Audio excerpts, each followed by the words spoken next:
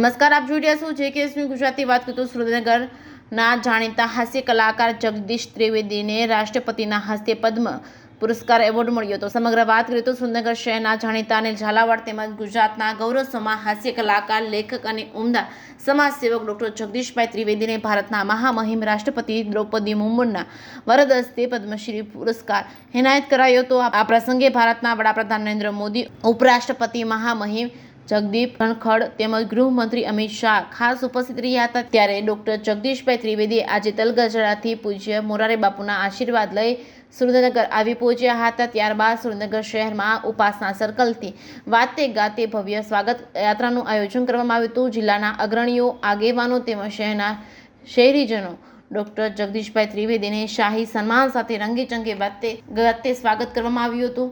જ્યારે જગદીશભાઈ ત્રિવેદીને તાજેતરમાં જ રાષ્ટ્રપતિના વરદ હસ્તે સંગીત, નાટક અને અકાદમીનો રાષ્ટ્રીય પુરસ્કાર પ્રાપ્ત થયો છે.